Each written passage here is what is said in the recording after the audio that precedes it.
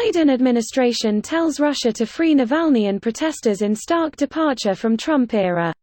Here's a summary of the article. The Biden administration has reaffirmed its calls for Russia to immediately release political opposition leader Alexei Navalny and his supporters who have been detained for protesting his incarceration. The new president's forceful denunciation of Russia's newest manifestation of political repression marks a sharp departure from his predecessor, who would not say last September that Mr. Navalny had been poisoned by Russian government agents, as had been widely reported and speculated. Ms. Psaki reiterated calls for Russia to «cooperate» with the international investigation into Mr. Navalny's poisoning in August 2020 and to «credibly explain» the use of a chemical weapon, Novichok, on one of its own citizens. Last September, Mr. Trump jumped on reporters for asking him about Mr. Navalny's poisoning and whether the Russian government had been behind the attack. Mr. Trump was also criticized last year for failing to confront Mr. Putin over reports that Russia had placed bounties on the heads of American and other Western troops in Afghanistan. Mr. Trump denied that the alleged bounty scheme between Russia and the Taliban was ever brought to his attention, but the New York Times reported that an intelligence report about the scheme was included in the president's daily brief of national security matters at least twice.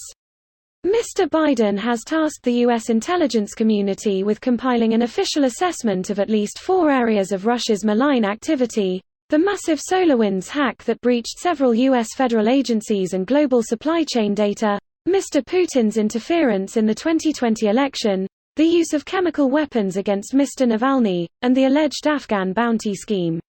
This post received a score of 92,000, with an upvote ratio of 81%. Here are the top comments in response to this article. A wave of protests swept across Russia on Saturday in what appears to be the most significant challenge to Mr. Putin's authority in a decade.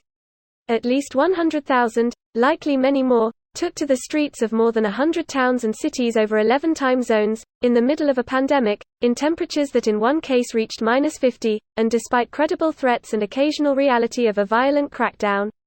A spokesman for Mr. Putin, Dmitry Peskov, blasted U.S. officials' statements supporting the protests and Mr. Navalny's release, saying such comments indirectly constitute absolute interference in our internal affairs. The protesters, Mr. Peskov noted, were arrested for taking part in unauthorized actions. 11 time zones. Oh. Russia is pretty big. OFC. Just didn't realize it was that big. And then there's China with 1 time zone lol. Yay, I believe they technically have 5 time zones, but all of the time zones are based on Beijing time. Well, that's news to me. Also, some ethnic minorities unofficially use their own time zones. Because in the West, the sun doesn't rise till 10 a.m., so they just use a more local time zone that works better for them. Greater than the sun doesn't rise till 10 a.m. My kind of time zone. Yeah, but you gotta be at work by 6 a.m. local time when the sun rises, so you bet your ass is up at 4 a.m. Which is like 8 a.m. Beijing time. It's weird, it's stupid, it's a relic of the Mao era. Love how everyone is freaking out, but Biden is just doing what is expected from a global leader lol. Maybe because the last one did anything except what is expected from a world leader. I mean, even when it was uncovered that Russia had issued bounties on American troops, we didn't hear a peep from Trump.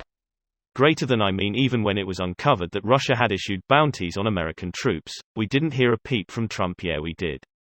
He said it was no big deal, and I think he said nice things about Putin in the process. Which is worse than nothing. That was the moment I truly realized that Trump supporters did not care about anything other than owning the left.